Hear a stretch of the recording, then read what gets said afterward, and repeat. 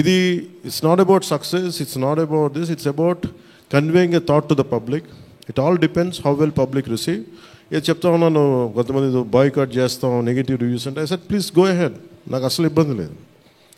ఎందుకంటే నేను రోడ్డు మీదకి వచ్చి నేను ఏమనుకుంటానంటే, చాలాసార్లు నీ సినిమాలు ఆడనివ్వు, నేను రానివ్వు అంటే, ఎక్కడో నెల్లూరులో ఉండి చిన్న వీధుల్లో పెరిగినోడిని, ఇక్కడ దాకా రావడమే గొప్ప.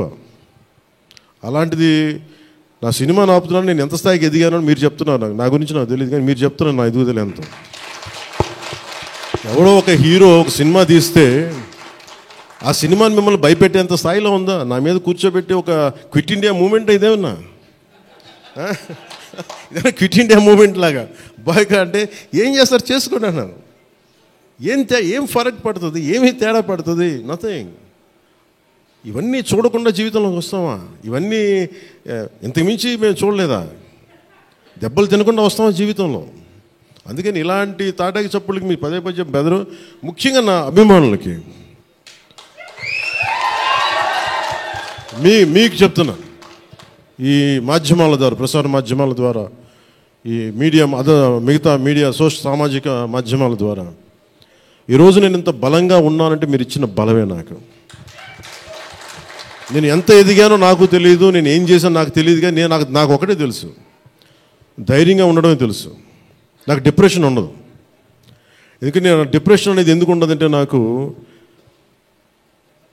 బతకడం చాలా అద్భుతమైన విషయం అనిపిస్తుంది, మోర్ దెన్ సక్సెస్. అందుకే నాకు ఇప్పుడు డిప్రెషన్ ఉండదు. ఇంట్లో కూడా చాలాసార్లు కూర్చొని నా కొడుకు కూడా చాలా డిప్రెషన్గా ఉంటే వాడికి ఏం చెప్తాను, రోజు అన్నం మానేరంట. ఎందుకంటే డిప్రెషన్ ఈజ్ ఆల్ క్రియేటెడ్.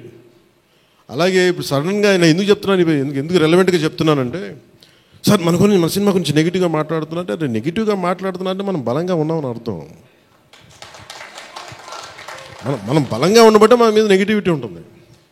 అలాగే ఔరంగజేబ్ని మాట్లాడగానే చాలామందికి బాధలు కోపాలు వచ్చింది, రానివ్వండి అండి. సో మీరు ఒక మొఘల్స్ గొప్పతనం చెప్పినప్పుడు మొఘల్స్ చేసిన అన్యాయాలు అక్రమాలు కూడా చెప్పాలి కదా. That is got balance. That's what I believe in secularism. That's what it is called balance. అంతేగాని నేను కన్వీనియంట్గా కూర్చొని Aurangzeb the great, Mughals the great అన్నప్పుడు okay, Mughals also levied jizya, అది కూడా చెప్పండి. Then let me decide who is great or not. ఇలాంటివన్నీ నాకు ఐ ఫెల్ట్ సినిమా ఈజ్. అందుకే ఒకసారి ఈ సినిమా చేసిన biggest help, more than the success, more than the collections, more than the records, more than premier shows. ఒక premier shows ఏదో చెప్తా ఉన్నారు నిన్న, ఫ్యూ థౌజండ్స్, నాకు పెద్ద కౌంట్ తెలియదు, కానీ దాదాపు 30 crores, around 30 crores it collected yesterday అని చెప్తాను. Only you keeping track of all this? You have forgotten acting. Actors పని అంటే యాక్ట్ చేయడం కదా, కూర్చోమై కలెక్షన్ గురించి మాట్లాడుకుంటాం. నేను ఇప్పుడు దాకా అనుకోవాలా అంటే ఇవన్నీ వీటన్నిటికంటే కూడా what is a take away from this film? ఒక historical blunder made by Aurangzeb. It is a blotch in it has become a civilisational wound in the hearts of every Indian. That has been addressed.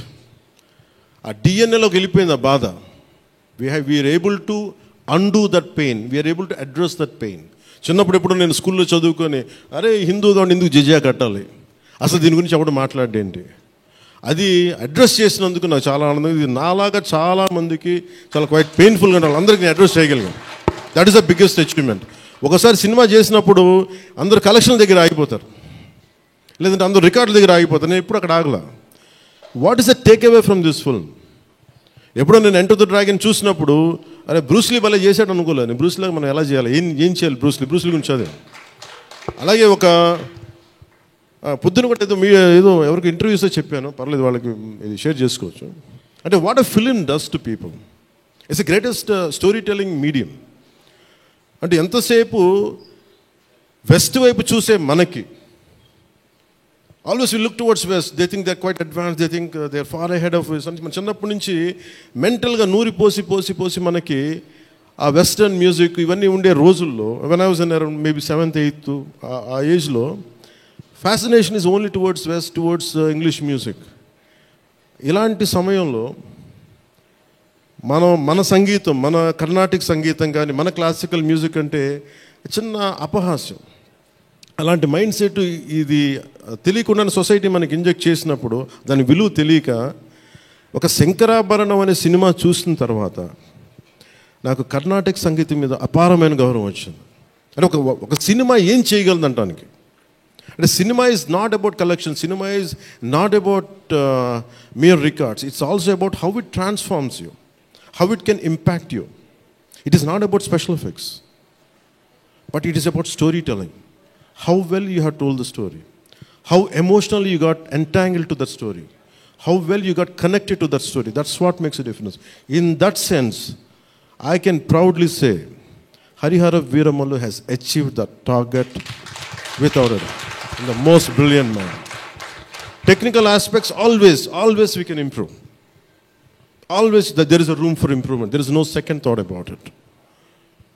Definitely we'll, whatever the corrections, whatever the suggestions we have received, make sure it won't be seen in Harihara Veeramallu in part 2. Definitely we'll take forward. దీనికి first thing let me tell you, అంటే ఇది ఎందుకు నా అభిమానులు ఎందుకు చెప్తున్నాను ప్రత్యేకించి, మీరంత సున్నితంగా ఉండకండి. మీరు అంత సున్నితంగా అయిపోతారండి. అందరు కూర్చొని ఇట్లా పళ్ళు దొరికేసుకుని వీళ్ళు మాట్లాడేస్తున్నారండి. ఈజీగా ఉండండి, తేలిగ్గా ఉండండి. నేను కదా దెబ్బలు తింటుంది ఇక్కడ, మీరు ఈజీగా మీరు ఎంజాయ్ చేయండి జీవితాన్ని.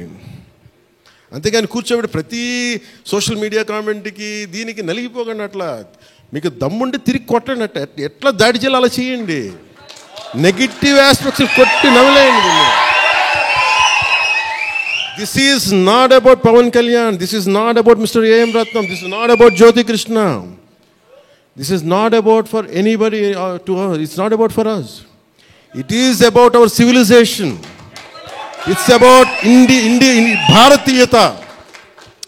ఇవన్నీ వస్తాయి వెళ్తుంటాయి. కానీ మన హిస్టరీ బుక్స్లో, మన చదువుకున్న స్కూల్ సిలబస్లో అసలు అందరూ మంచి వాళ్ళు అంటే మహానుభావులు, వాళ్ళు ఏం మహానుభావులు కదా, మంచి వాళ్ళు చెత్త పని కూడా చేశారు వాళ్ళు. అది చెప్పినందుకు and for ever there is a visual reference for what Aurangzeb had done. This is the biggest achievement. అలాగే ఈ cinema more than Kohinoor, the major dialogue is more than the Kohinoor, the values of this country, the Vedic knowledge of this country, the people who possess that Vedic knowledge, the people who possess the astrological capabilities, they are greater Kohinoors than the Kohinoor itself. That's what this film conveys. Kohinoor untade pagilipadu, Kohinoor padipadu, కానీ మనిషి తాలూకు knowledge పోతే ఒక civilisation అంతమైపోతుంది. So ఈ దేశంలో వేదాలని కోహినూర్ లాగా మనుషులు దాన్ని భద్రపరచలా, హార్డ్ డిస్క్లో పెట్టలా, మనకి లోపల మనసులో పెట్టుకున్నారు. అది వాక్కు ద్వారానే ఇచ్చారు అందరికీ. So this is the greatness of our culture. In Harihara Veeramallu, I think we have succeeded in addressing that part, in reaching to that part. I think this is the true success for me today. Thank you. అలాగే ముఖ్యంగా నా లైఫ్లో ఎప్పుడు నేను ఇన్ని media సమావేశాలు కానీ ఎప్పుడు చేయలేదు. నాకు నిజంగా చెప్పాలంటే నాకు హార్డ్లీ బాదర్డ్ అబౌట్ మనీ. ఎంతసేపు నాకు మనీ పోగొట్టుకోవడం తెలుసు కానీ ముఖ్యంగా ఈ సినిమాతో సహా. బట్ నేనేం నమ్మానంటే భారతీయ ఒక రీజనల్ సినిమాని పాన్ ఇండియా సినిమాకి చేయగలం అనేది ఒక నిర్మాతకి నిలబట్టడం నాకు చాలా బాధ్యత అనిపించింది. ఆయన నలిగారు, కష్టపడ్డారు, ఇబ్బంది పడ్డారు. సో అలాంటి ఆయన కష్టం వచ్చినప్పుడు it is not about remuneration, డబ్బులు వస్తాయి పోతాయి పెద్ద ఇష్యూ కాదు. కానీ మనుషుల్ని, డబ్బులు వస్తాయి పోతాయి కానీ మనుషుల్ని, మమతల్ని కోల్పోతే తిరిగి రావు. అది నా విలువ బాగా తెలుసు నాకు. సో మనస్ఫూర్తిగా మీ అందరికీ నా ధన్యవాదాలు తెలుపుకుంటూ